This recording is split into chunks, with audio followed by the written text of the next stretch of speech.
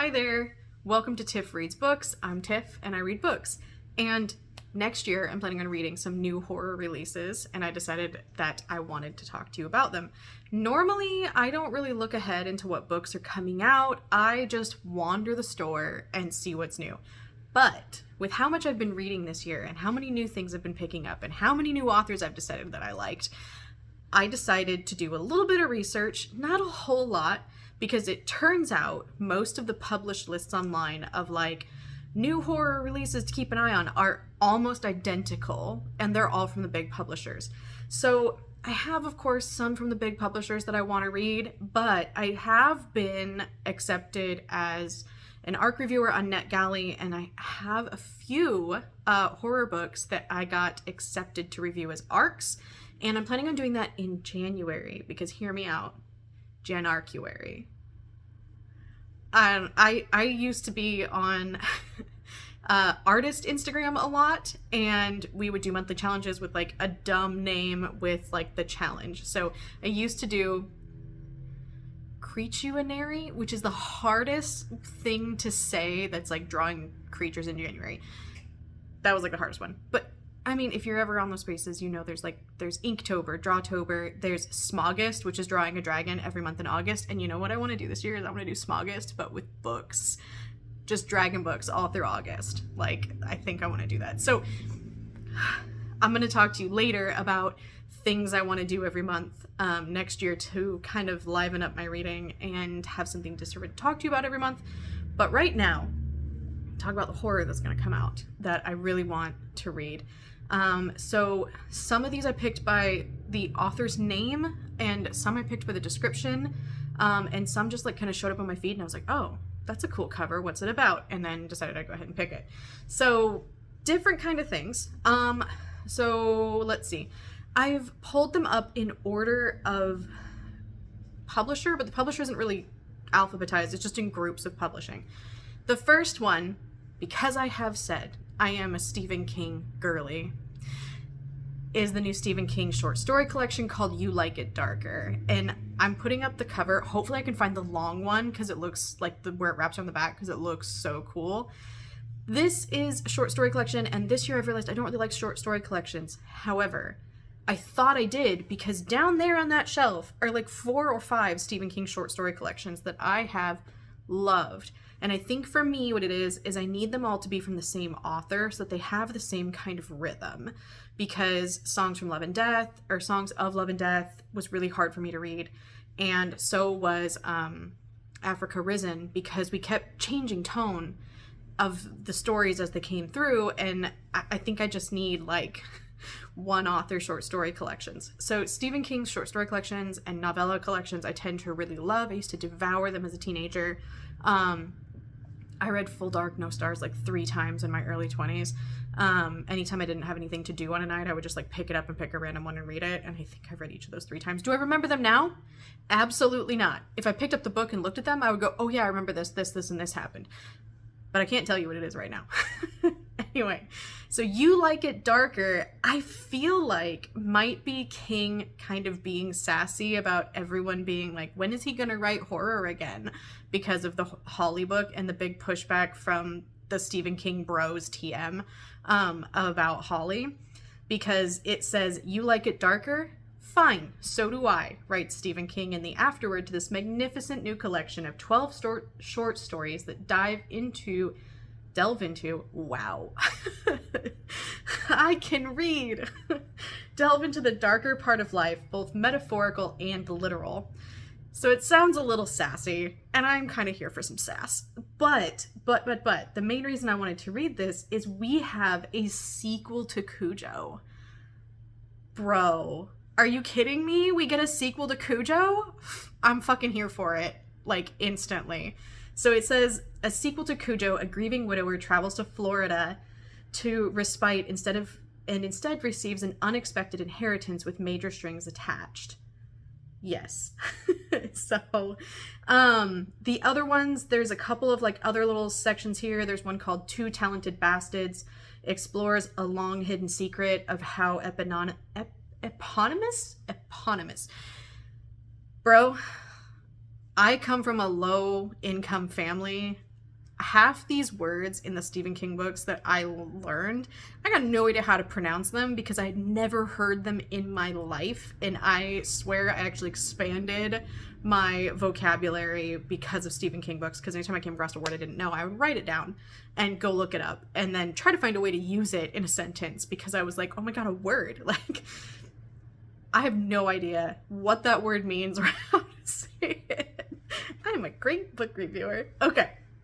I've had a lot of caffeine today. I apologize. I had to get through entering a spreadsheet and I literally just finished and I'm like data fried. Okay, so whatever that word means, how they got their skills. Okay, you know what? Let's just look up that word. I'm not ashamed to do it right now. Giving their name to something or named after a particular person. An eponym is the person, place, or thing that something else is named after. For example, Achilles is the eponym of the Achilles tendon. Okay, so these are just like rich bros that have shit named after them. All right. In Danny Coughlin's Bad Dream, a brief and unprecedented psychic flash upends dozens of lives. Danny's most catastrophically. Good lord. Slow down. Okay. Right, so we got some psychic shit. Love it. And then what's the last one? No, there's two more. The Dreamers is a taciturn Vietnam vet, answers a job ad, and learns there are some corners of the universe best left unexplored. Another Stephen King trope. He talks a lot about Vietnam vets. The Answer Man asks if prescience is good luck or bad, and reminds us that a life marked by unbearable tragedy can still be meaningful. These sound like a lot of Stephen King's standard stories and tropes, and I'm 100% here for it. It sounds like it's pretty good. It comes out May 21st, 2024. It's gonna be 512 pages. That's about right. What do I got down here? This is an old one. How big are you? 759. Okay. Or 763. Yeah, so I'm looking forward to that one. That is published by Scribner, standard Stephen King publisher. So let's move on now that I've spent almost 10 minutes talking about Stephen King and learning that I cannot read out loud. All right, so the next one from another big author is Stephen Graham Jones. I thought I'd stick with the Stephens. This one's I Was a Teenage Slasher. He does have another book coming out that's I think it's the final in the trilogy with My Heart is a Chainsaw. I have not read those yet, but I really want to. So I don't want to say I'm excited about the third one until I read My Heart is a Chainsaw, which is on my list for next year. One of the things I really want to do next year is read more diverse authors. I did pretty good this year with picking up some really diverse stories as far as race and religion and sexuality and gender identity, and I really want to do that again next year because I got some really interesting stories. And I think especially with horror, I read The Only Good Indians this year, and that was like a really good horror story once I sunk into the pacing. So I just want to read more Stephen Graham Jones. This one sounds really fun. This is in 1989, La Mesa, Texas, a small West Texas town driven by oil and cotton, and a place where everyone knows everyone else's business. I love a small town. So it goes for Tolly Driver, a good kid with more potential than application, 17 and about to be cursed to kill for revenge. And then it just talks about how Stephen Graham Jones grew up in Texas, and so he talks about the unfairness of being on the outside through the slasher horror he lives, but from the perspective of the killer, Tolly writing his own autobiography. Find yourself rooting for a killer in this summer teen movie of a novel gone full blood-curdling tragic. So that sounds, I just did Rin Chupeco's The Girl from the Well, which is told from the perspective of a murderous ghost, a revenant, and I was like here for it. It was so good. So I'm excited for this one. I think this will be really good. This comes out July 16th of 2024. It's by S&S Saga Press, and it's 384 pages. So this is later in the year than the other one. Some of my early, like this one and the Stephen King one, they're a little later in the year. Some of my other ones are pretty early. So sticking with that same publisher imprint, Saga Press, I have one, this is one I have an arc for that I'm really excited about. And it is The Haunting of Velkwood by Gwendolyn Kiste, or I think it's Kiste, Kiste. I'll have it up on the screen. I don't know why I'm spelling it out. So this is a chilling novel about 3 childhood friends who miraculously survived the night everyone in their suburban hometown turned into ghosts. So it says it's perfect for fans of Yellow Jackets. I've never seen it. I haven't been watching a lot of TV lately. And by lately, I mean since 2019. So I watch things here and there, but anyway. The Velkwood vicinity was the topic of occult theorist, tabloid one-hour documentaries, and even some pseudo-scientific investigations as the block of homes disappeared behind a near impenetrable veil that only 3 survivors could enter and only 1 has in the past 20 years until now. So ghosts, hauntings, veils, secret things, investigations. Yeah. Talitha Velkwood has avoided anything to do with the tragedy that took her mother and 8-year-old sister, drifting from one job to another, never settling anywhere or with anyone, feeling as trapped by her past as if she was still there in the small town she so desperately wanted to escape from. Some PTSD, some altered life. Yep. That's one of the things that I really liked about What Lies in the Woods, is following a troubled character who was dealing with her emotions. Where was I? When a new researcher tracks her down and offers to pay her to come back to enter the vicinity, Talitha claims that she is just doing it for the money. Of all the crackpot theories over the years, no one has discovered what happened the night Talitha, her estranged former best friend Brett, and Grace escaped their homes 20 years ago. Will she finally get the answer she's been looking for after all these years, or is it just another dead end? So this one is out March 5th, 2024. It's 256 pages. I have an arc of it. I plan on reading it again in January. It's nice and short. Should be good and spooky. I just need to get through some of... Oh, it's out of frame this time. The stack that's up there. So, excited about that one. I'm gonna try to not say that at the end of everyone because I'm excited about all these, clearly. So, moving on to, I think this is Tor Nightfire. It has to be What Feasts at Night, which is the sequel to T. Kingfisher's What Moves the Dead, which is over here somewhere.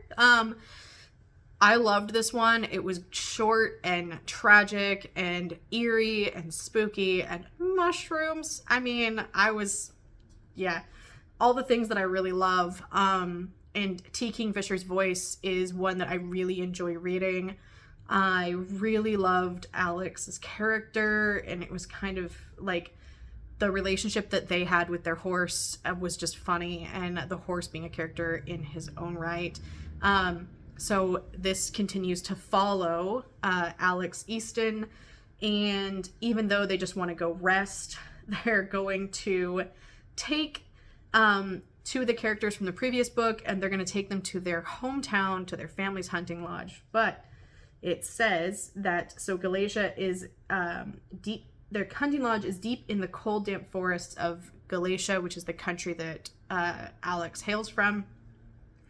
In theory, one can find relaxation in even the coldest and dampest of Galatian autumns, but when Easton arrives, they find the caretaker dead, the lodge in disarray, and the grounds troubled by a strange, uncanny silence. The villagers whisper that a breath-stealing monster from folklore has taken up residence in Easton's home. Easton knows better than to put too much stock in local superstitions, but they can tell that something is not quite right in their home or in their dreams. So I haven't quite figured out what mythology T. Kingfisher is basing this on, and I don't want to. I kind of want to be surprised. So this is volume 2 of The Sworn Soldier, and I actually have this pre-ordered already. I love the cover. I love it's bones. Are you kidding me? Like, look at what's behind me. Like, yeah. So this one it's Tor Nightfire, like I said. It's 160 pages, which is great, and it's February 13th, 2024. So I have this pre-ordered, so I will be reading it in February, and I'm very excited. I kind of want to do a lot of horror books in February, or sci-fi. Haven't decided yet, because I have a list of good sci-fi I want to try. So continuing with Tor Nightfire, we have another one that I thought sounded eerie, and is part of, it's going to be a trilogy. This is the first book. This is an author I have never heard of, so this is me trying a new author. The cover is kind of, it's like an illustrative style that I'm not really a big fan of, but it is spooky, and I figured I'll give it a go. So this is The Crypt of the Moon Spider by Nathan Ballingrud. Right. Crypt of the Moon Spider. It says this dark and dreamy tale of horror, corruption, and identity spun into the stickiest of webs. I don't like spiders. So if you're going to put spiders in horror, it's going to probably make me very uncomfortable, but I'm going to read it anyway. All right, so we have, years ago in a cave beneath the dense forest and streams on the surface of the moon, a gargantuan spider once lived. Its silk granted its first worshippers immense faculties of power and awe. It's now 1923, and Veronica Brinkley is touching down on the moon for her intake at the Barrowfield Home for Treatment of Melancholy, a renowned facility. Dr. Barrington Cole's invasive and highly successful treatments have been lauded by many, and they're so simple. All it takes is a little spider silk in the amygdala, maybe a strand or two in the prefrontal cortex, and perhaps an inch in the hippocampus, or near evisceration of those, troublesome thoughts and ideas. But trouble lurks in many a mind at this facility, and although the spider's been dead for years, its denizens are not. Someone or something is up to no good, and Veronica just might be the cause. So this one is a novella. It's nice and short. It will be out in August 27th, 2024. It has 112 pages. That's so short, and it sounds short and like creepy and sci-fi. And when my evolutionary research focused on the brain, so when you start talking about the brain, I was like, oh, okay, yes. Like, I'm by no means like a neuroscientist, but I got a basic understanding, and I find it fascinating. So when you start giving me sci-fi and messing with people's brains and spiders, it sounds so good. So I'm looking forward for that one. And then keeping with some sci-fi vibes, and some sciencey vibes, another Tor Nightfire is Ghost Station by S.A. Barnes. I have not read S.A. Barnes yet, but I have had like 3 or 4 books recommended to me recently. So I put this on the list. It comes out in April, and it sounds like it might be something that I like. This one is a crew must try to survive on an ancient abandoned planet in the latest space horror novel from S.A. Barnes. Space exploration can be lonely and isolating. Psychologist Dr. Ophelia Bray has dedicated her life to the study and prevention of ERS, a space-based condition most famous for a case that resulted in the brutal murders of 29 people. When she's assigned to a small exploration crew, she's eager to make a difference, but as they begin to establish residency on an abandoned planet, it becomes clear the crew is hiding something. While Ophelia focuses on her new role, her crewmates are far more interested in investigating the eerie ancient planet and unraveling the mystery behind the previous colonizers' hasty departure, rather than opening up to her. That is until their pilot is discovered gruesomely murdered. Is this Ophelia's worst nightmare, starting a wave of violence and mental deterioration from ERS, or is it something more sinister? Terrified that history will repeat itself, Ophelia and the crew must work together to figure out what's happening, but trust is hard to come by, and the crew isn't the only one keeping secrets. I love scientists in space because they piss me off. Like, I was telling my friend the other day, like, if I'm ever that biologist in space, I never will be because space is terrifying. But if I'm ever that biologist in space, I'm not poking the thing. You don't poke the thing. That's how you die. That's how you die. You poke the thing. No, someone tells me to go into space and poke the thing, I'm telling them to let me back on that fucking spaceship. Like, never poke the thing, okay? Like, so this sounds, I love it. I'm very interested to see if I like S.A. Barnes. I've got a few recommended to me. So, then we're going to stay with Macmillan. This is Pan Macmillan, and this is Grady Hendrix Witchcraft for Wayward Girls. I don't know what this is about yet. There is no synopsis. The synopsis says, look out for the brand new folk horror from the New York Times best-selling author of How to Sell a Haunted House, the Final Girl Support Group, coming out in summer 2024. So this says it comes out July 24th, 2024, and it's going to be 400 pages. That's all the details about it. I just know that I read 2. It has ratings on Goodreads, so people must have an arc, but the synopsis isn't released, and I looked everywhere and I cannot find the synopsis. So, and the cover has not been revealed, so I don't know. Because it's 5 stars based on 1 ratings and 2 reviews on Goodreads. So maybe see if I can see if there's anything in that link, because I thought I looked and there was nothing. 5 stars. I literally know nothing about the book except I need it. Finally a title, 5 stars. Okay, so they're just people rating it 5 stars ahead of time, which is weird. Yeah, so I'm excited for this because I really like the campiness of Grady Hendrix and I read this year Horror Store, I just read it last month, and My Best Friend's Exorcism, and both of them were just like uncomfortable and campy enough for me. Like, it was a perfect balance, so I really want to read more. So that's one I will be looking out for the cover reveal for. So then, should I go to the next campy? There's another one that sounds like it could be campy, but no, I'm just going to keep going with my order if my tabs are open. Okay. Nick Medina, Indian Burial Ground. So I have not read any Nick Medina, but I have heard good things, and this one sounded pretty interesting to me. It's under paranormal fiction, suspense and thriller, and gothic horror. We are on a reservation, and Nick Medina is an Indigenous author.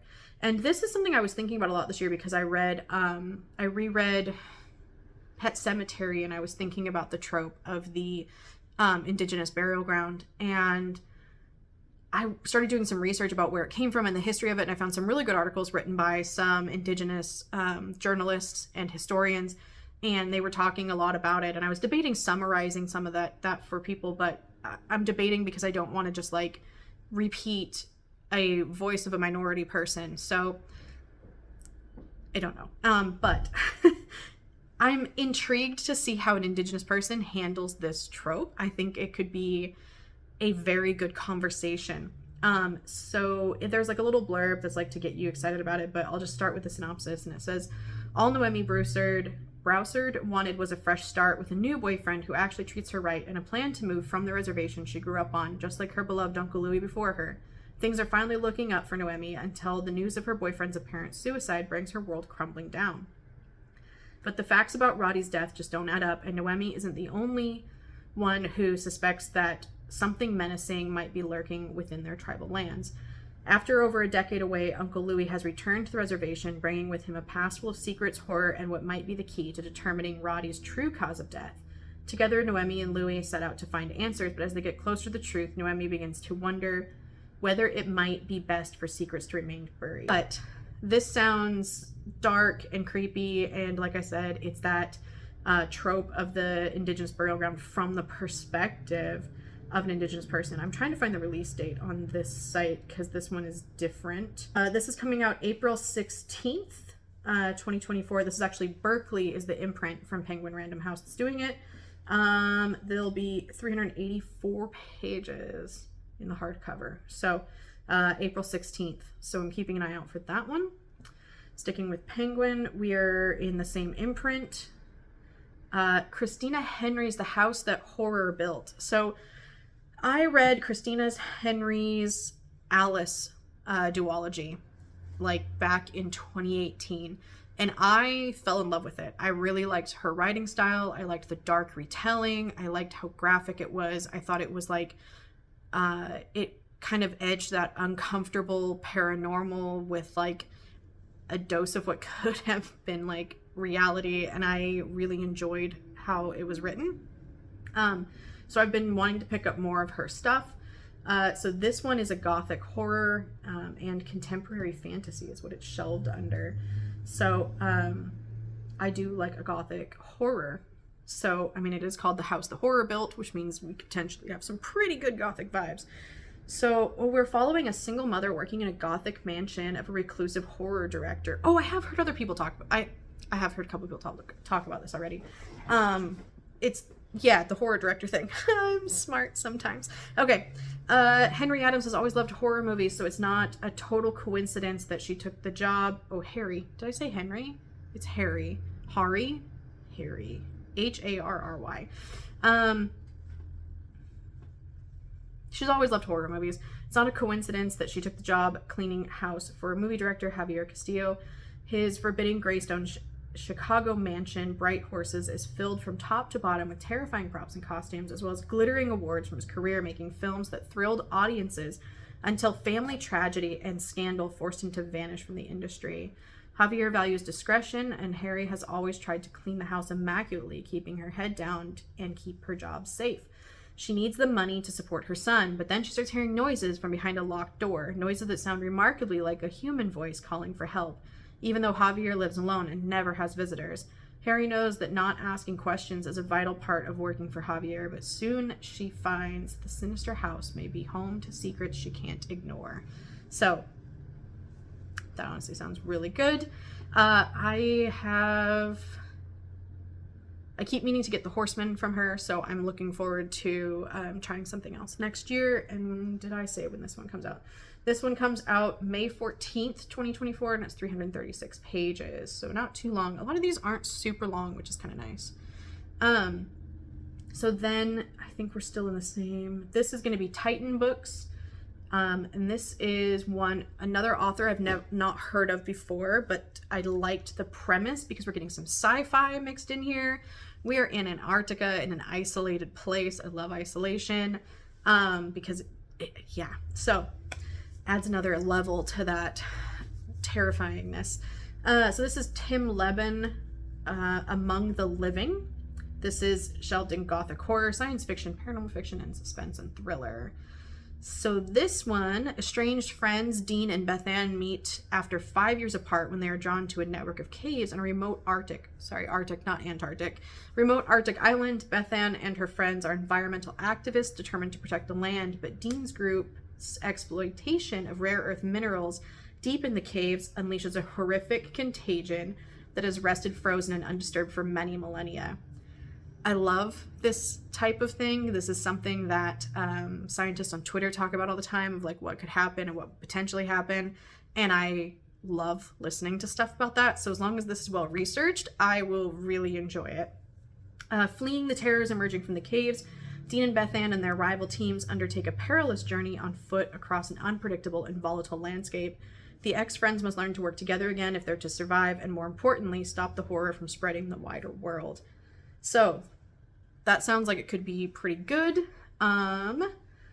This one is February 6th, 2024, so this is one of the earlier ones. It's going to be 304 pages.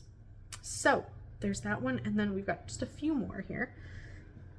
So two more. These are both independently published. So an indie publisher. This first one is Nichole Wolverton, A Misfortune of Lake Monsters. July 2nd, 2024. This is from Camcat Books. So this is the synopsis from Nichole's website, which says, Lemon Ziegler wants to escape the rural town of Devil's Elbow and go to college, but that's impossible now that she's expected to impersonate a lake monster for the rest of her life. And the campiness of it just sounds like it's gonna be like a little bit of camp, a little bit of silly, but also slightly terrifying. And we have, as we go on, I will tell you the other thing I'm excited about.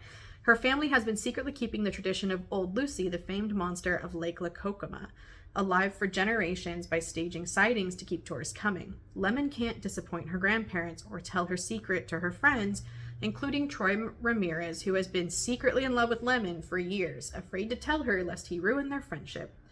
When a real lake monster starts eating people, Lemon spills the secret to her best friends, and they must figure out how to stop the monster before it kills the town. I love cryptids. I love cryptids. I love lake monsters. I read this and went, oh my god, I don't care if this sounds silly. I need to read this.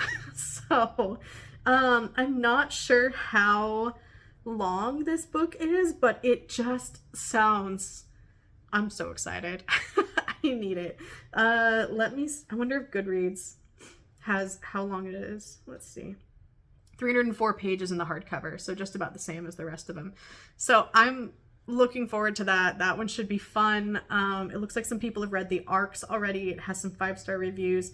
This was super fun and hard to put down. Between our heroines' adorable friends and the hint of Stranger Things flavor, it's going to make a perfect summer read, especially if you're on a beach. Some of the other ones are just like, I love this idea. And yeah, family secrets are one of my things that I like too. So I'm looking forward to this. I think it's going to be a fun, campy time. So that's a Misfortune of Lake Monsters by Nichole M. Wolverton. Is this a debut? Nope. So it's a debut YA. So this is her first YA book. It says she's a Pushcart nominated writer living in Philadelphia. So she's written some other things. I'm not sure what Pushcart is, but this is her first YA book. So excited. The very last one is a horror novel that I also have an arc for that I really want to start. But again, Janarcuary. So I am waiting for this one. I have it. This is out April 9th, 2024. This is by an indie Canadian publisher called ECW. And I am looking forward to this one. It's by Elliott Gish. It's called Gray Dog. The cover kind of got me because it looked a little weird. That red on black is always hard for me to like look at. It kind of hurts my eyes and makes me feel uncomfortable. So when horror books do it, I'm like, okay, like it could be good. This is a historical one. I think there's another historical one on here. I can't remember which one it was I read that was 1920 something. So there's a few historicals on here. The year is 1901, and Ada Bird, spinster, schoolmarm, amateur naturalist, woman after my own heart, accepts a teaching post in isolated Lowry Bridge, grateful for the chance to reestablish herself where no one knows her secrets. She develops friendships with her neighbors, explores the woods with her students, and begins to see a future in this tiny farming community. Her past, riddled with grief and shame, never seems so far away. But then, Ada begins to witness strange and grisly phenomena: a swarm of dying crickets, a self-mutilating rabbit, a malformed fawn. She soon believes that something old and beastly, which she calls Gray Dog, is behind these visceral offerings, which both beckon and repel her. As her confusion deepens, her grip on what is real, what is delusion, and what is traumatic memory loosens, and Ada takes on the wilderness of the woods, behaving erratically and pushing her newfound friends away. In the end, she's left with one question: what is the real horror? The Gray Dog, the uncontainable power of female rage, or Ada herself? Bro. Like, feminine rage, spooky cryptid things in the forest, weird ass animals showing up? Yes, please. Small town? Like, okay. I'm sold. So this is the one I'm going to read first in January. Like, I'm waiting for January to happen so I can read this fucking book. I keep wanting to open it and being like, no, girl, you got other shit you said you do. So, yes. This is where I'm at. I might do another one of these when January comes and there's like more releases announced. But if you have any that you're excited for that are horror, because I'm going to do a fantasy one of these too, because there's some fantasy books coming out that I have arcs for that I want to talk about. But this is the horror one. I was debating putting on like my goth girl makeup for you, but I decided to just not, because man, it's a lot of work and I'm tired. I worked today. So if any of these sound good to you, if you've read an arc of these and you want to tell me how good they are, please tell me. If you have ones that I missed that you're excited about for horror, because there is a big list. These are just the ones that spoke to me the most. And I didn't want to overwhelm you with like every horror ever that's coming out. So, because this is already way too long. So if you have ones that you want to tell me about, tell me in the comments. If you want to see my arc reviews of these, the two that I have in January, subscribe and hit the bell so that you can see when I talk about them. And if you want to see when I talk about the fantasy and then the sci-fi, let me know. Also, I asked my followers on Instagram to suggest me some sci-fi because I'm new to it and I found some stuff that I loved this year. I have some good suggestions and I want to talk to you guys about them and see what you guys think I should read first. So things coming up. I'm excited. I hope you're excited. I will see you soon.